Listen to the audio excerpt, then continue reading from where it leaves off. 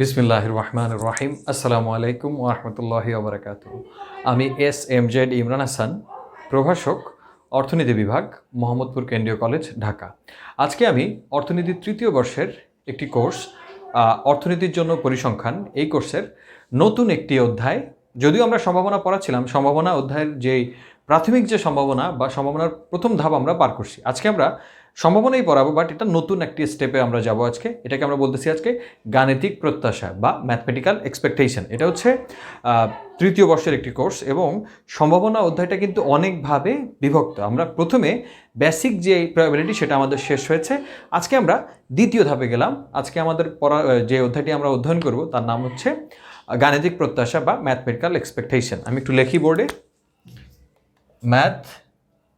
Mathematical expectation বাংলায় বলে এটাকে গাণিতিক প্রত্যাশা। হাতের লেখা যদিও আমার একটু বাজে, সেটা মোটামুটি তোমরা জানো সবাই।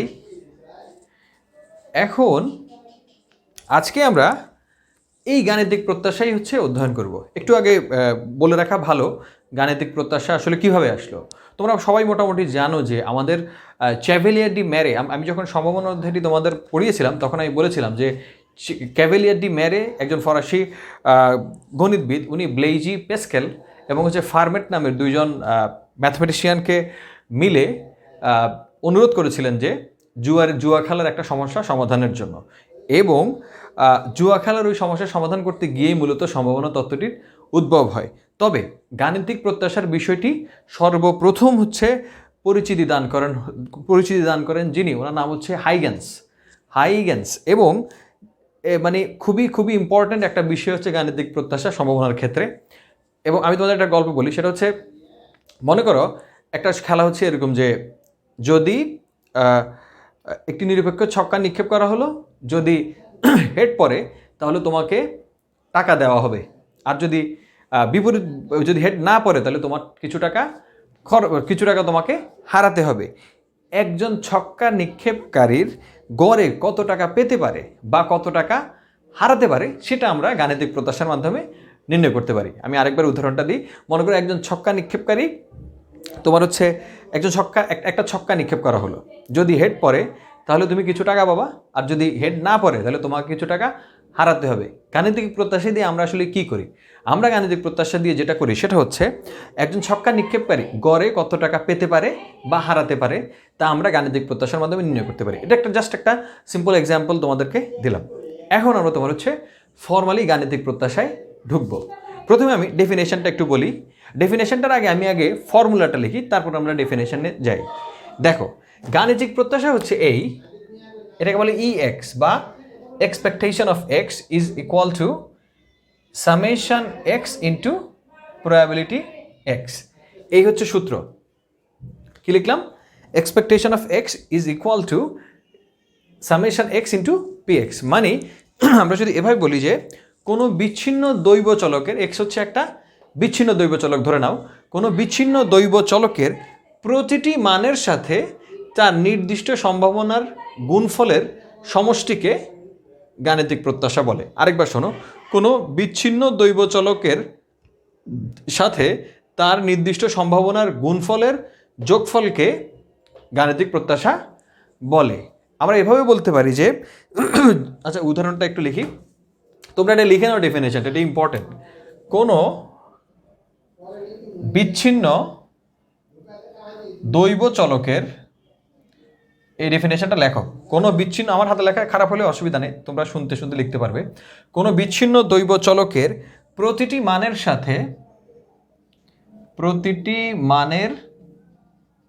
সাথে কোনো বিচ্ছিন্ন দৈব চলকের প্রতিটি মানের সাথে তার নির্দিষ্ট সম্ভাবনার, কোনো বিচ্ছিন্ন দৈব চলকের প্রতিটি মানের সাথে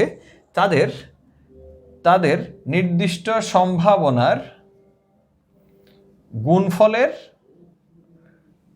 সমষ্টিকে, কোনো বিচ্ছিন্ন দৈব চলকের প্রতিটি মানের সাথে তাদের নির্দিষ্ট সম্ভাবনার গুণফলের সমষ্টিকে ওই দৈব চলকের, মানে এক্সের ওই দৈব চলকের গাণিতিক প্রত্যাশা বলে। গাণিতিক প্রত্যাশা বলে, এটাকে বলে ম্যাথমেটিক্যাল এক্সপেকটেশন। একবার বোর্ড দেখো। কোনো বিচ্ছিন্ন দৈব চলকের প্রতিটি মানের সাথে তাদের নির্দিষ্ট সম্ভাবনার গুণফলের সমষ্টিকে ওই দৈব চলকের গাণিতিক প্রত্যাশা বলে। আমার মনে হয় বিষয়টা তোমাদের মোটামুটি একটা ছোট্ট ধারণা আসছে। এখন আমরা একটু সামনে যাই। দেখতে পাচ্ছ তোমরা? দেখো, ওকে। এখন আমরা তোমার হচ্ছে একটু আঙ্কিকভাবে লিখি বা ম্যাথমেটিক্যালি লিখি। ধরা যাক কোনো বিচ্ছিন্ন দৈব চলক এক্স এর, ধরা যাক কোনো বিচ্ছিন্ন দৈব চলক এক্স এর n সংখ্যক মান যথাক্রমে x1 x2 xn এবং কোনো বিচ্ছিন্ন দৈব চলক x এর n সংখ্যক মান যথাক্রমে x1 x2 xn এবং সম্ভাবনা যথাক্রমে px1 px2 pxn হলে গাণিতিক প্রত্যাশাকে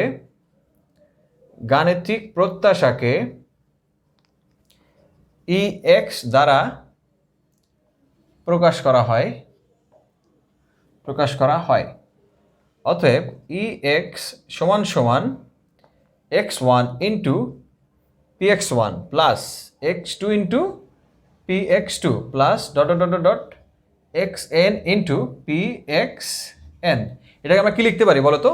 যে সূত্র তোমরা প্রথমে লিখছো, সামেশন xi ইন্টু pxi, তাই তো? দেখে নাও কি লিখলাম।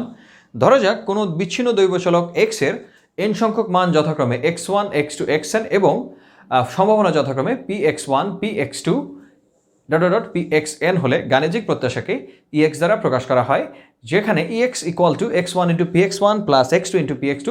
এই x1 মানে কি? বিচ্ছিন্ন দৈব চলক। px1 হচ্ছে x1 এর যে সম্ভাবনা, নির্দিষ্ট সম্ভাবনা। ঠিক একইভাবে আমরা সম্ভাবনার দিয়ে যদি দৈব চলককে গুণ করে সব যদি একসাথে যোগ করি, তাহলে আমরা পাবো হচ্ছে গাণিতিক প্রত্যাশা। এখন আমরা তোমার হচ্ছে ছোট্ট একটা এক্সাম্পল দেই, তোমাদের কাছে বিষয়টা আরেকটু পরিষ্কার হবে। আমরা এখন একটা ছক্কা নিক্ষেপ পরীক্ষায় যে কোনো পিঠ, মনে করো উদাহরণস্বরূপ আমরা লিখি, উদাহরণস্বরূপ একটি নিরপেক্ষ ছক্কা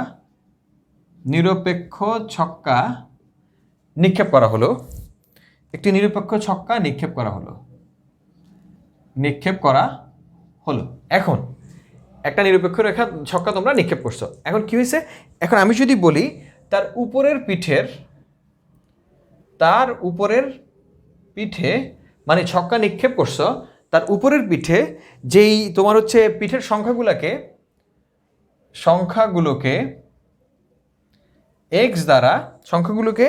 x দ্বারা নির্দেশ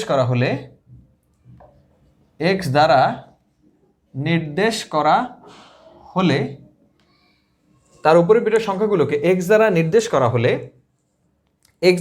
করা হলে x এর সম্ভাবনা বিন্যাস হবে নিম্নরূপ। এখন তোমাদের কাছে আমার প্রশ্ন, তুমি যদি একটা ছক্কা মারো, যে কোনো পিঠ আসতে পারে, তার সম্ভাবনা কত? 1/6 না? 1 আসার সম্ভাবনা কত? 1/6। কেন? কারণ পিটি আছে 6টা, যে কোনো একটা আসতে পারবে 1/6ই, মানে সম্ভাবনা হবে সবগুলোর ক্ষেত্রেই 1/6।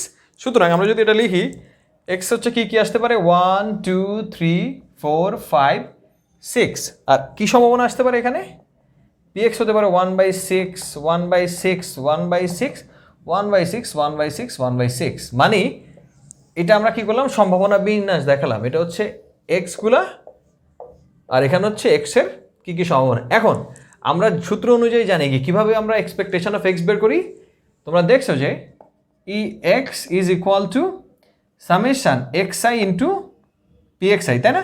তো এখানে এই এক্সগুলো আমরা বসাই, 1 into 1/6 plus 2 into 1/6 plus 3 into 1/6 plus 4 into 1/6 plus 5 into 1/6 plus 6 into 1/6। সুতরাং এখান থেকে আমরা যেটা দেখবো সেটা হচ্ছে 1/6 প্লাস তোমার 1/3 প্লাস 1/2 প্লাস 2/3 প্লাস 5/6 প্লাস 1। তো এখানে যদি আমরা করি দেখি কি আসে, 6 3 2 3 6। আমরা একটু লসাগু করবো নাকি একটু দেখি তো। 6 3 2 3 6 6 3 2 3 6। ওকে, 3 দিয়ে করি 2 1 2 1 2 2 দিয়ে করো 1 1 1 1 1 মানে 6। লসাগু হচ্ছে 6। তাহলে এখানে 1 plus 2 plus 3 plus 4 plus 5 plus 6। আমরা এখানে কত আসছে দেখো, 6 দিয়ে যদি আমি 6 10 15 6 21 21 divided by 6, that means 3 divided by 7 divided by 3. So আচ্ছা আমি কি কোথাও ভুল করলাম দেখো তো। 1/6 1/3 1/2 2/3 5/6 6/6। ওকে, 1 প্লাস 2 প্লাস এখানে আচ্ছা আমরা আরেকটু সহজ করে করি এটা। আচ্ছা একটা সূত্রে করে ফেলি, বুঝছো, এত ঝামেলা না যায়। দেখো খুব সহজ না, 1/6 আমরা কমন নেই, তাহলে 1 plus 2 plus 3 plus 4 plus 5 plus 6, এটা বেশি ইজি। দেখো মানে সবগুলো তো 1/6 আছে না, যেহেতু সময় আমরা এটাকে কমন নিছি, কমন নিলে এইগুলো থাকে 1 প্লাস 2 প্লাস 3 প্লাস 4। এখন দেখো 1/6কে যদি আমরা এটাকে করো 1 2 3 3 3 6 6 4 10 10 5 15 15 6 21, ঠিকই তো আছে, আমারটা ঠিকই আছে, কোনো সমস্যা নেই। 3 দিয়ে যদি তুমি কাটাকাটি করো তাহলে কি আসে, তোমার 3 দুগুণা 6 আর 3 সাতা 21, 3.5, ঠিক আছে।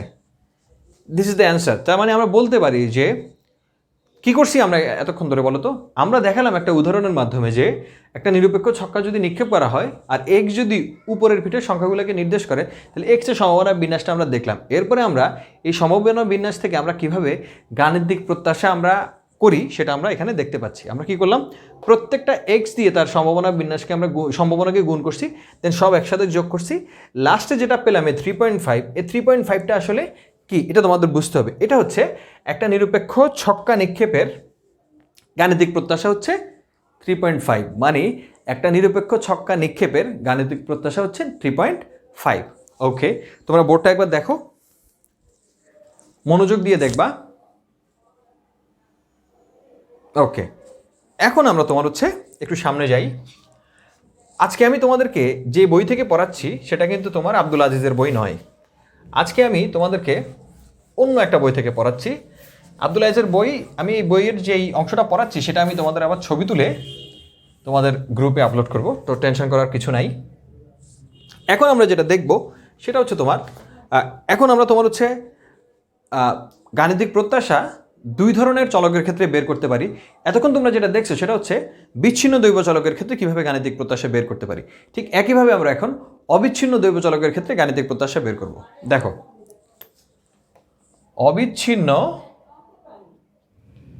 দৈব চলকের গাণিতিক প্রত্যাশা, গাণিতিক প্রত্যাশা খুবই সহজ, খুবই সিম্পল। দেখো, আচ্ছা আমাদেরকে বুঝতে হবে যে অবিচ্ছিন্ন দৈব চলক, তাহলে আমরা ধরা যাক এক্স যদি একটি অবিচ্ছিন্ন দৈব চলক হয়, এক্স যদি একটি অবিচ্ছিন্ন দৈব চলক হয়, তো এবং এক্স এক্স এ থেকে বি এর মধ্যবর্তী, ধরা যাক এক্স এক্স যদি একটি অবিচ্ছিন্ন দৈব চলক হয় এবং এক্স এ থেকে বি এর মধ্যবর্তী অবস্থান করে, অর্থাৎ a less than equal to x less than equal to b হয়, তবে সম্ভাবনা ঘনত্ব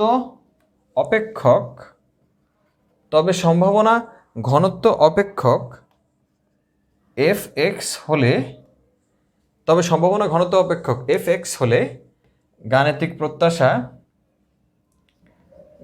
প্রত্যাশা ex is equal to a to b f of x into f of x, ফার্স্টে তো x দিতে হবে, x into f of x p x। সম্ভাবনা ঘনত্ব অপেক্ষক যখন বলবো তখন আমরা বুঝবো হচ্ছে এটা অবিচ্ছিন্ন দ্বৈবচলকের কথা বলতেছি।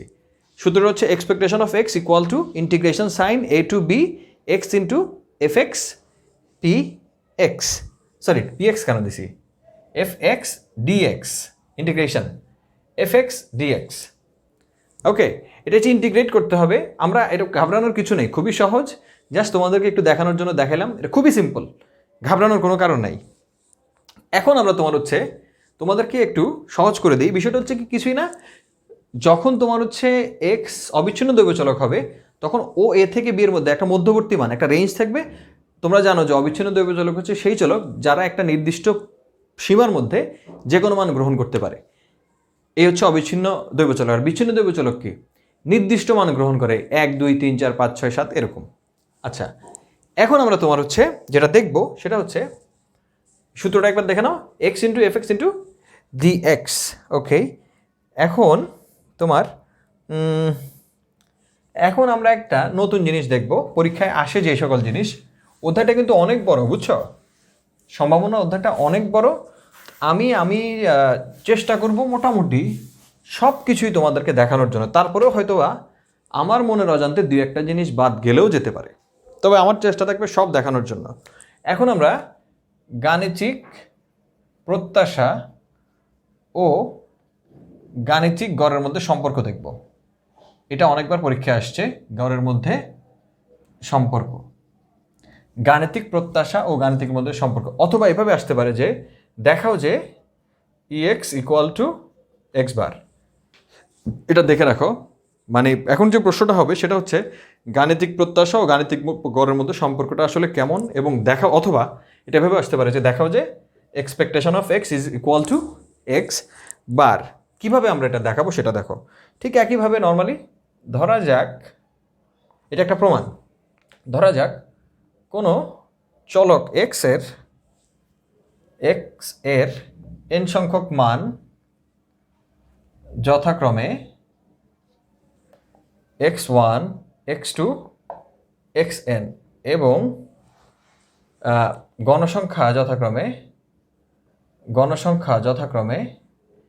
f1 f2 fn। কি লিখলাম? কোনো চলক x এর n সংখ্যক মান যথাক্রমে x1 x2 xn এবং গণসংখ্যা যথাক্রমে f1 f2 fn। অতএব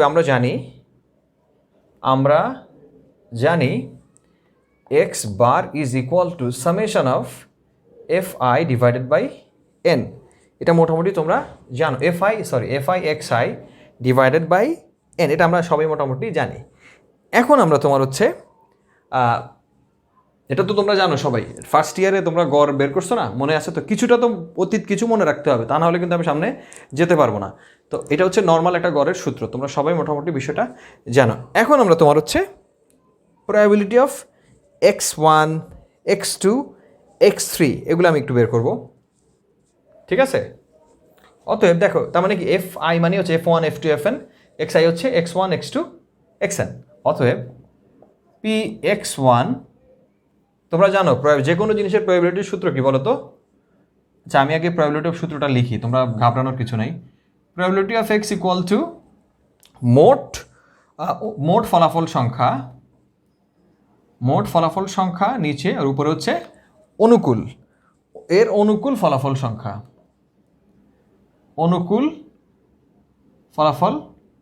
সংখ্যা, তাই তো?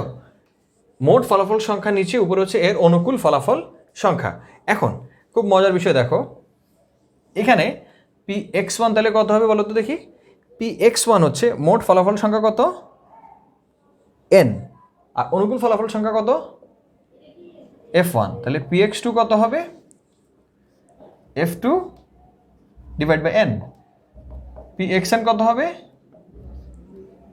তোমার fn ডিভাইডেড বাই n। এই এখন একটু মনোযোগ দিয়ে খেয়াল করো, আমরা px1 px2 px1 বাইর করছি, pxn বাইর করছি কেন? মূলত আমরা দেখাতে যাচ্ছি যে গাণিতিক গড় প্রত্যাশা এবং গাণিতিক গড়ের মধ্যে আসলে কি সম্পর্ক আছে, অথবা আমরা প্রমাণ করতে চাচ্ছি এক্সপেকটেশন অফ এক্স বা এক্স এর গাণিতিক প্রত্যাশা গাণিতিক গড়ের সমান। এটা পরীক্ষাতে অনেকবার আসছে, এজন্যই আমি এটা তোমাদের দেখাচ্ছি। এখন দেখো খুব মজা, এখন আমরা এই জায়গাতে একটু মেধা খাটাবো। দেখো, অতএব এক্স বার সমান সমান তোমরা মোটামুটি সবাই জানো, সেটা হচ্ছে এটাকে যদি আমরা ভেঙে লিখি আর কি, দেখো এটাকে যদি ভেঙে লেখো কি লেখা যায়, f1 x1 by n plus f2 x2 divided by n plus dot dot plus fn xn divided by n।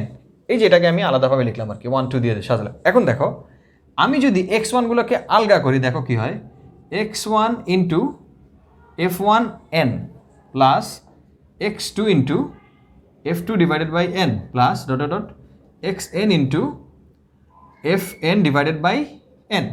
মনোযোগ দিয়ে দেখো, এই জিনিসগুলোর এগুলো একই না, px1 px2 pxn, f1 by n px1, f2 by n px2, fn by n pxn।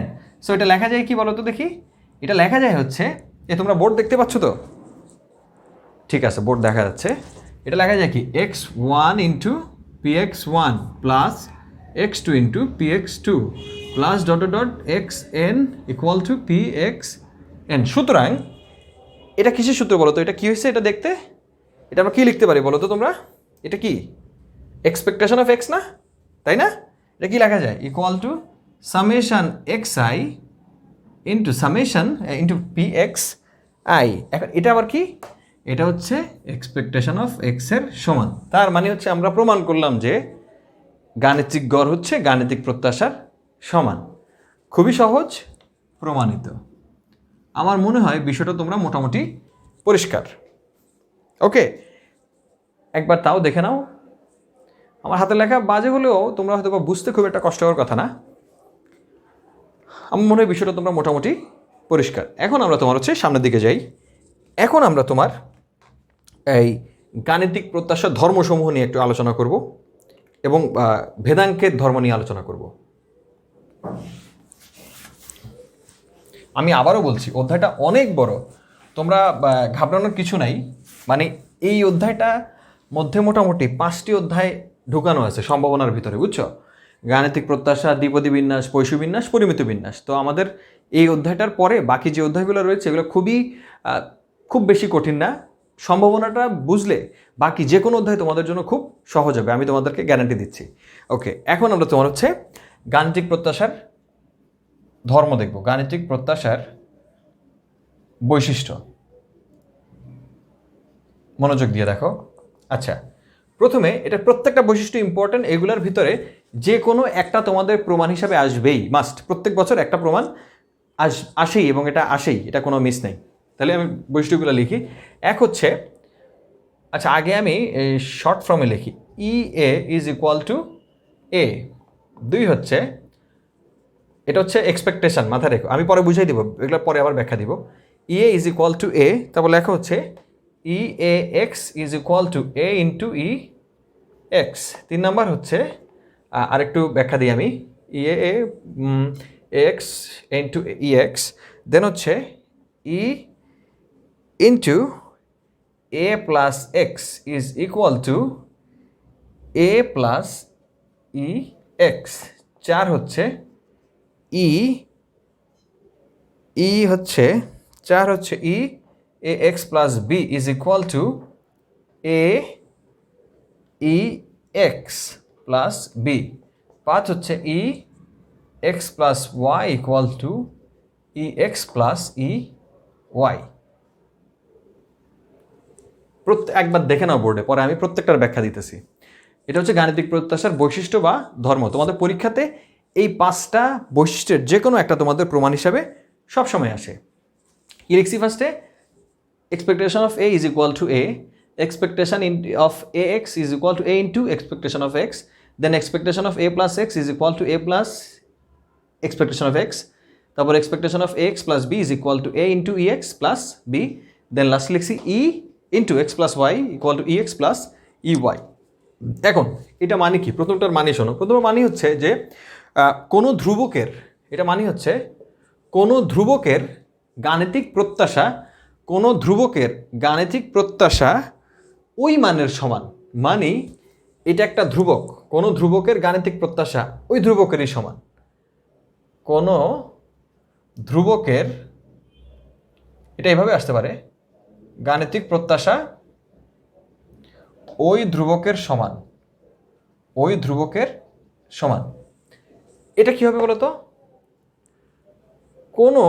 কোনো একটি ধ্রুবক এবং দেখো ই ই ই ইন্টু মানে এক্সপেকটেশন অফ এক্স না, এ হচ্ছে ধ্রুবক, এক্স হচ্ছে চলক, তার মানে বলতে পারি কি একটি দৈব চলক এবং একটি ধ্রুবকের গুণফলের গাণিতিক প্রত্যাশা, লিখি এটা, একটি দৈব চলক ও একটি ধ্রুবকের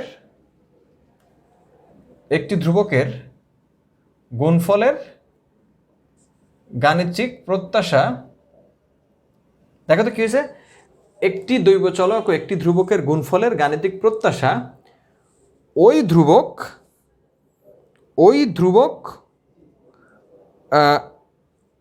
প্রত্যাশিত গাণিতিক, একটি দৈব চলক ও একটি ধ্রুবকের গুণফলের গাণিতিক প্রত্যাশার মান ওই দৈব চলকের গাণিতিক প্রত্যাশার মান ওই দৈব চলকের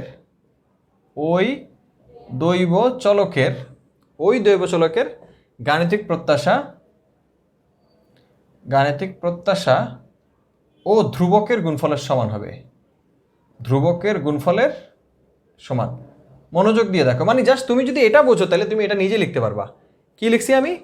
কোনো দৈব চলক ও একটি ধ্রুবকের গুণফলের গাণিতিক প্রত্যাশার মান ওই দৈব চলকের গাণিতিক প্রত্যাশা ও ওই ধ্রুবকের গুণফলের সমান।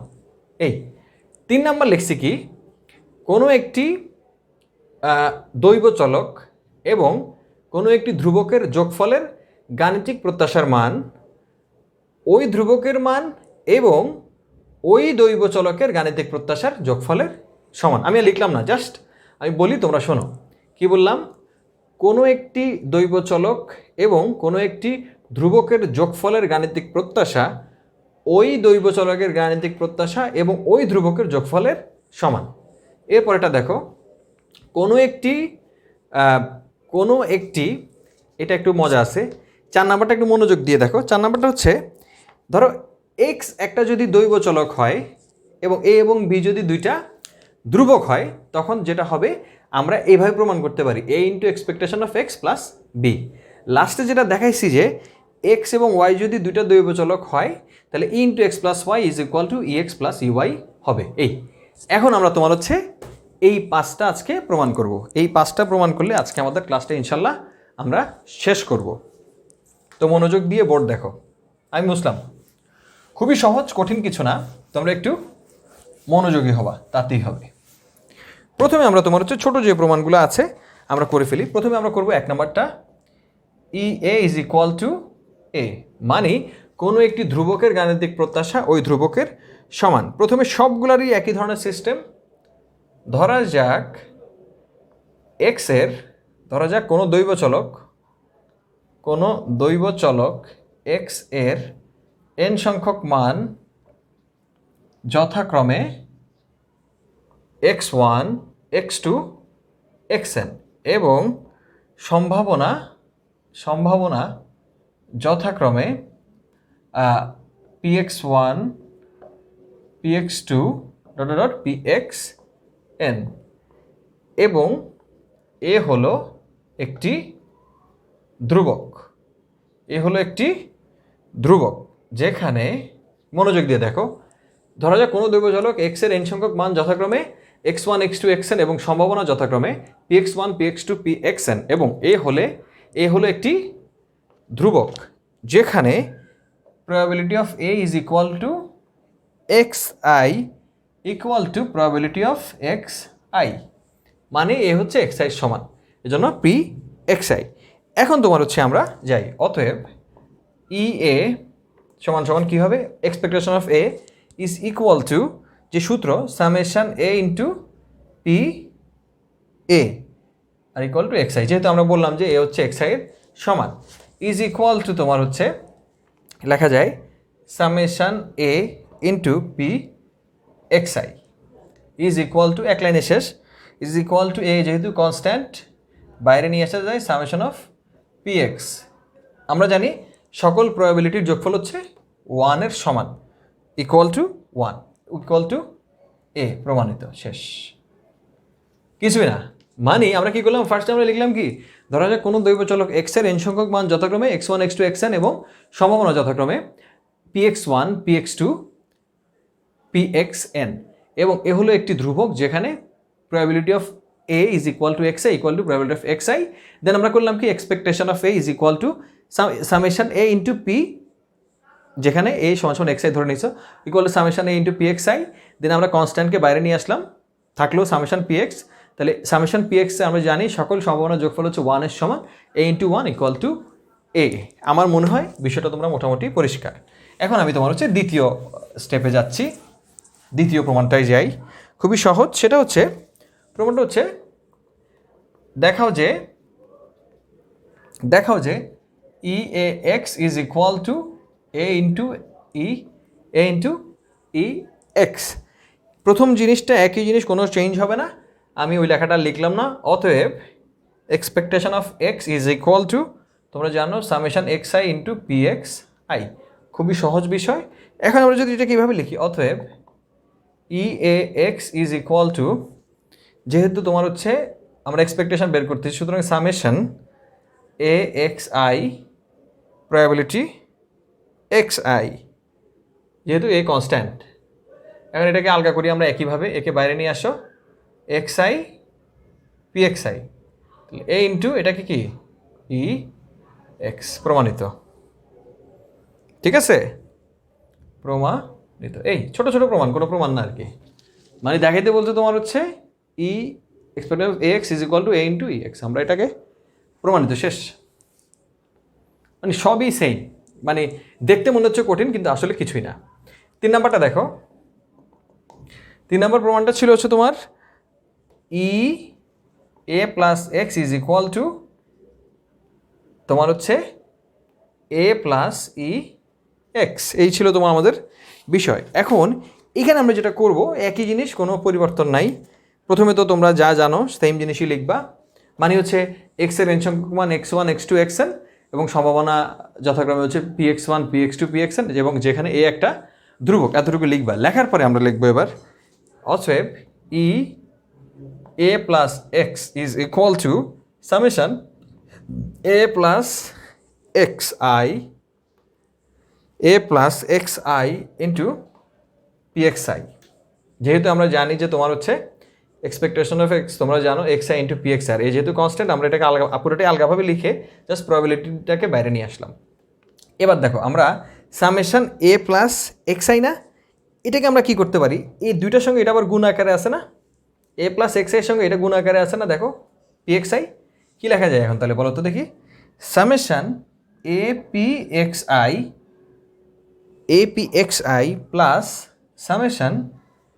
সামেশন xi ইন্টু pxi এখন এটাকে কি লেখা যায় এটা আলাদাভাবে EXI লেখা যায় EX লেখা যায় না এটাকে আলাদাভাবে দেখো তো মনোযোগ দিয়ে আর একে আমরা কনস্ট্যান্ট বাইরে নিয়ে আসি summation px plus summation xi into pxi equal to a into এই যে সামেশন px এর মান হচ্ছে 1 তোমরা জানো আর সামেশন xi ইন্টু px এর মান হচ্ছে এক্সপেকটেশন অফ x সুতরাং আমরা কি পাইতেছি এখানে পাওয়া যাচ্ছে হচ্ছে a প্লাস EX সুতরাং প্রমাণিত ওকে আমার মনে হয় তোমরা বিষয়টা পরিষ্কার কিছুই করি নাই দেখো জাস্ট a প্লাস এক্স লিখছি এখানে দেন সামেশন দিলাম a প্লাস xi লিখছি ইন্টু pxi কেন লিখছি এটা কারণ এটা এক্সপেকটেশনের অঙ্ক আমরা জানি এক্সপেকটেশনের সূত্রই হচ্ছে তোমার EX is equal to summation xi into pxi তোমরা বলতে পারো যে স্যার এখানে এটা আসলো কেন এখানে যেহেতু এ আছে এখানে এ আনতে হবে দিস ইজ দ্য সিস্টেম এটার আরও ভালো ব্যাখ্যা আছে বাট আমি তোমাদেরকে ব্যাখ্যাটা দিব না এটা তোমরা মাস্টার যখন করবা তখন বিষয়টা জানতে পারবা এখন a ইন্টু 1 প্লাস EX দেন আমরা দেখলাম যে এখানে px এর মান হচ্ছে সামেশন px তোমরা জানো 1 জাস্ট আমরা মান বসালাম আমাদেরটা শেষ হয়ে গেল এখন আমরা তোমার হচ্ছে 4 নাম্বার প্রমাণটা একটু করব 4 নাম্বার প্রমাণটা খুবই সহজ খুব বেশি আসলে এগুলো একটাও কঠিন না, তোমাদের হয়তো বা কঠিন মনে হলো, তো কঠিন তোমাদের মনে হবে না, আর তোমরা মেধাবী আছো, বিষয়টা আমি জানি। এখন আমরা তোমার হচ্ছে একটা প্রমাণ করব, সেটা হচ্ছে E A X plus B is equal to তোমার হচ্ছে A E X plus B. এটাও একই ধরনের প্রমাণ, খুব বেশি কঠিন না। প্রথম দিকে তো তোমরা লিখবাই, অতএব আমরা জানি ই এক্স সমান সমান x summation x into P x, এটা তোমরা সবাই জানো। অতএব এখন যা প্রশ্ন আছে সেটাই লিখবা, এ এক্স প্লাস বি। তাহলে আমরা এটা কীভাবে লিখব? একইভাবে summation A X plus B into P X I, then হচ্ছে সামেশন গুণ করব। তাহলে আমরা একটা কাজ করি, গুণ করব কীভাবে? সামেশন এ এক্স এটা আই দিয়ে দাও একটা, A X I into P X I plus B into P X I. Then কী হয় দেখো, একে বাইরে নিয়ে আসো, summation X I into P X I যেহেতু কনস্ট্যান্ট, দেন বি তো আছেই বাইরে, এটা যেহেতু তোমার সামেশন ছিল তো সামেশন দেয়নি, সামেশন দিতে হবে, সামেশন পি এক্স আই। দেন এটাকে কী লেখা যায়? এটার মান হচ্ছে 1 আর এটার মান হচ্ছে ই এক্স, তাহলে A into E X plus B into 1, so A into E X plus B প্রমাণিত। আমার মনে হয় বিষয়টা একদম পানির মতো সহজ, তোমরা অলরেডি বিষয়টা অনুধাবন করতে পেরেছ। আজকে আমরা আর বেশি যাব না, আরেকটা প্রমাণ করে আজকে আমরা মোটামুটি আমাদের ক্লাসটি শেষ করব, ঠিক আছে? আজকে আমরা তোমার এখন আজকে আর না করি, হইলো নেক্সট ক্লাসে আমরা বাকিটা করব। তো আজকে এই পর্যন্তই, তোমরা ভালো থাকো, সুস্থ থাকো। নেক্সট ডে আমরা সামনের দিকে যাব। এই অধ্যায়টাও মোটামুটি বড়, বাট খুবই সহজ, তোমরা একটু মনোযোগ দিয়ে ভিডিওটা দেখবা, ইনশাআল্লাহ অনেক কিছু শিখতে পারবা। আজকে এই পর্যন্তই, আল্লাহ হাফেজ।